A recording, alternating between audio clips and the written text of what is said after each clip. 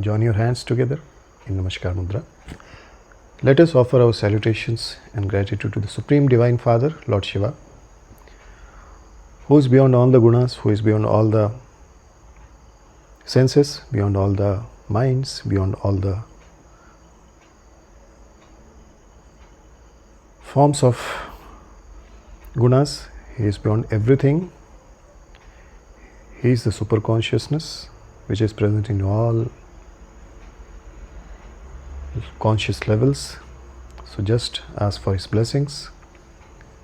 He is formless, eternal. He is Mahadev. He is not just a deity. He is not a Devta, remember. Because Devta is a uni and he doesn't have any form. He is beyond.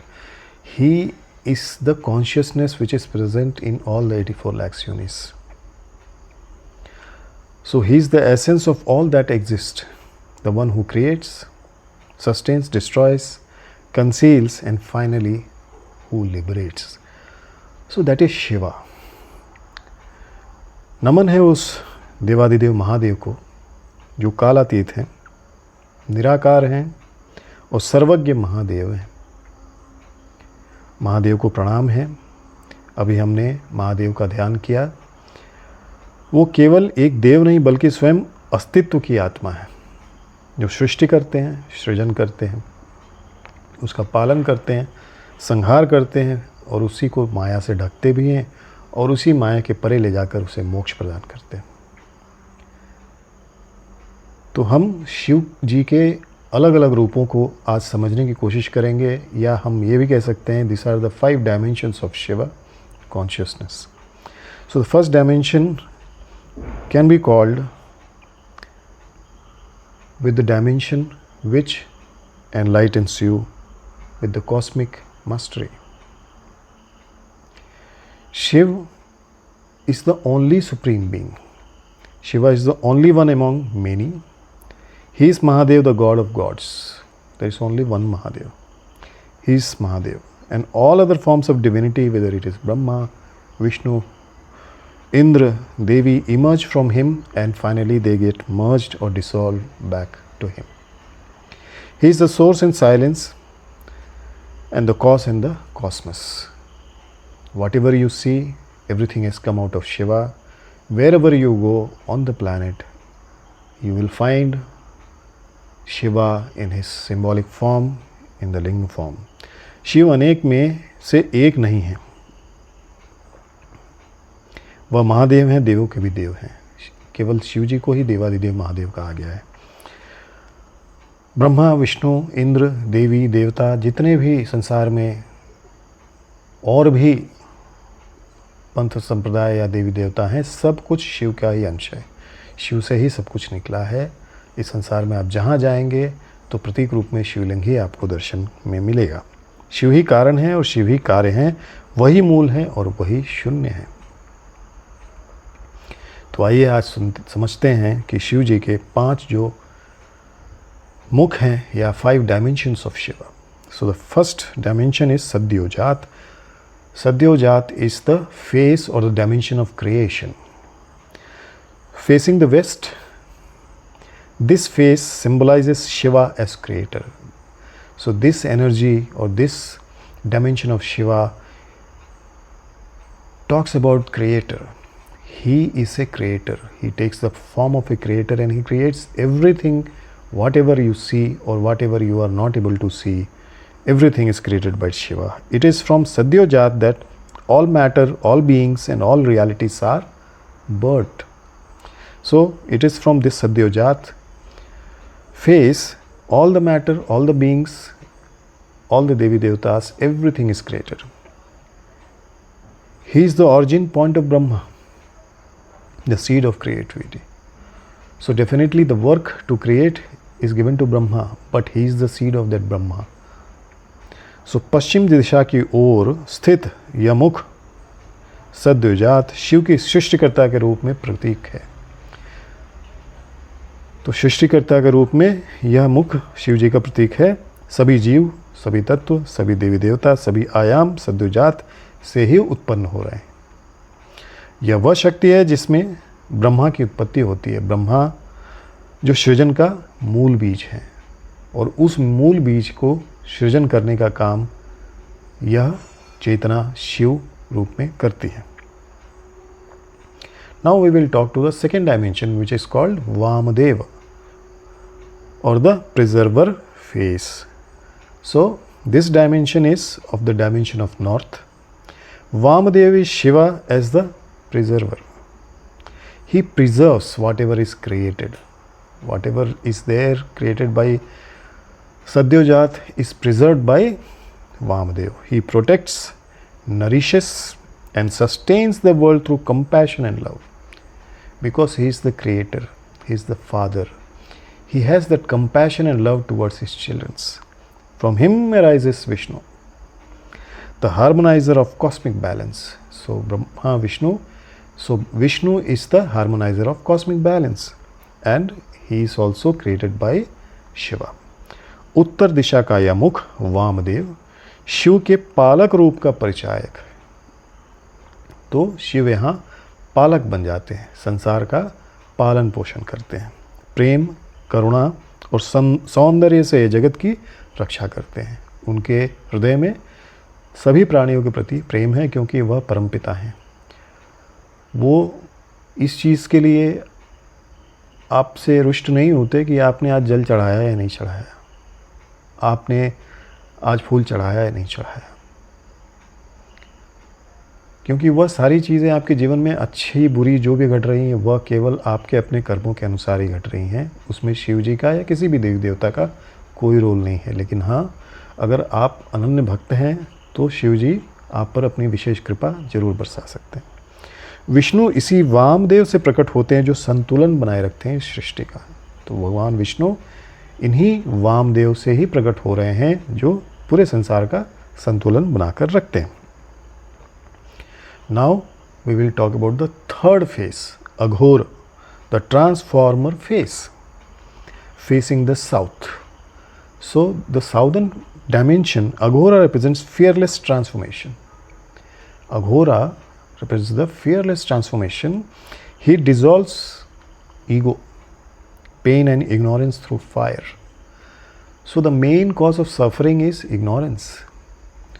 Because of ignorance, you have attachments, non-attachment, detachments, ego and pain. So he removes everything, and that is the total transformation. He is fierce grace that leads to liberation. From Aghora arises Rudra. So Rudra is fearless, the dissolver of illusion. So दक्षिण मुख जो है, दक्षिण दिशा का जो मुख है अघोर, शिव के परिवर्तनकारी और निर्भय स्वरूप का रूप है। यह अहंकार, अज्ञान और पीड़ा को अग्नि से भस्म कर देता है। इस जीवन की जितनी भी तकलीफ़ें हैं, जितनी भी क्लेश हैं, वह अविद्या के चलते ही हैं। इसी अविद्या के चलते आप अस्मिता रूप में आकर के अहंकारी बन जाते हैं, राग द्वेष में दब के फंस के अभिनिवेश में अपने जीवन को बर्बाद करते हैं। शिव इसी अविद्या को भस्म कर देते हैं। यही रुद्र रूप मोक्ष की राह बनाता है। अघोर से ही रुद्र की उत्पत्ति होती है, जो माया का अंत करते हैं। माया का अंत करते हैं, आपके अंदर जो राग द्वेष है उसका अंत कर देते हैं। Now let us come to the fourth dimension of Shiva, Tatpurusha, the inner witness. Facing east, so this dimension talks about the eastern dimension. Tatpurusha represents the Jivatma, the veiled individual soul. This talks about the individual soul, you, me and around us, everybody. He is the breath within all beings. He is the breath which is present within all the beings. It is not the physical breath we are talking right now. We are talking about the prana. The seer behind the eyes, which is watching everything, the drishta. He hides and reveals the self through the mystery of Maya. So पूर्व दिशा का यह मुख तत्पुरुष जीवात्मा का प्रतीक है, जो माया से ढका हुआ है। यह हर जीव की प्राणवायु और आँखों के पीछे का दृष्टा है। तो यह श्वास प्रश्वास नहीं है, प्राण वायु है जो आपके शरीर को, आपको जीवित रखती है। और आपकी बंद आँखों या खुली आँखों के पीछे जो सब कुछ देख रहा है पर फिर भी निर्लिप्त है, यह वह दृष्टा है। शिव यहाँ छुपाते भी हैं और साधना के द्वारा स्वयं को प्रकट भी करते हैं। तो इसके लिए यह भी आवश्यक है समझना कि अगर आप साधक हैं, साधना में आप अपने आप को पूरी तरह से डुबो देते हैं, तो शिव जी स्वयं को प्रकट भी करते हैं आपके लिए। और फिर पांचवा जो मुख है, fifth dimension, is Ishana, the supreme revealer, facing upwards and inwards, Ishan is Shiva as supreme consciousness. Supreme consciousness. He is omnipresent. He is present everywhere, irrespective of the place, country, or any place. He is beyond time and beyond any form. In whichever form you call him, he is there. He is the revealer of the truth, and only he is the revealer of truth. The inner Guru, the liberator. He is Paramatma, pure, infinite and blissful. ऊपर की ओर स्थित मुख ईशान शिव के परमात्मा स्वरूप को दर्शाता है।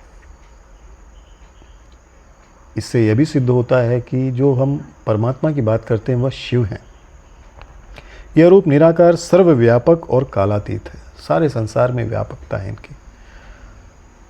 कालों से कालातीत, परे हैं सभी चीज़ों से। आदि अनंत, जब कुछ नहीं था तब भी शिव थे, जब कुछ नहीं होगा तब भी शिव होंगे। यही सत्य का उद्घाटन करता है, यही अंतःगुरु और मोक्षदाता है। तो भगवान शिव के ये अलग अलग आयाम हैं जो आपको कभी ब्रह्मा बनकर सृष्टि की रचना करवाते हैं, आपके कर्मों की रचना करवाते हैं या करते हैं आप। कभी आप विष्णु के रूप में पालन करते हैं, कभी आप रुद्र के रूप में संहार करते हैं, कभी आप ईशान के रूप में मोक्ष मार्ग पर चलते हैं। Each face of Shiva corresponds to a part of our body and being. Sadyojat energizes the spine and back or foundation. तो हमारी जो रीढ़ की हड्डी है सद्योजात, हमारे फाउंडेशन के बारे में बात करता है, हमें स्थिरता प्रदान करता है। Vamadev flows through the left, our heart and emotions. Aghora purifies the right, our power and action. Tatpurush governs the front, our breath and identity. And Ishan radiates from the crown, Shashrar Chakra, our highest knowing. तो शिव के 5 मुख हमारे शरीर के अलग अलग अंगों को दर्शाते हैं। सद्योजात पीठ और रीढ़ में स्थित है, यह स्थिरता देता है। वामदेव हमारे बाएं भाग में बहते हैं, भावनाओं का स्रोत हैं। अघोर दाहिने भाग में शक्ति और कर्म को जागृत कर देते हैं। तत्पुरुष हमारे सामने स्थित हैं जो श्वास और अहम को दर्शाते हैं। और ईशान हमारे सिर के ऊपर हैं जो ज्ञान और आत्मा का केंद्र हैं। सिर्फ कैलाश में ही नहीं, शिव हर प्राणी मात्र में हमेशा हमेशा रहते हैं, हमारे भीतर ही बसे हैं। तो शिव को खोजने के लिए आपको बाहर जाने की ज़रूरत नहीं है। शिव जी के ये अलग अलग आयाम आपके अंदर ही हैं। तो जब आप सच्चे मन से, प्रेम से एक बार ओम नमः शिवाय बोलेंगे, भोलेनाथ को बुलाएंगे, तो वह आपके साथ ही आपको मिलेंगे।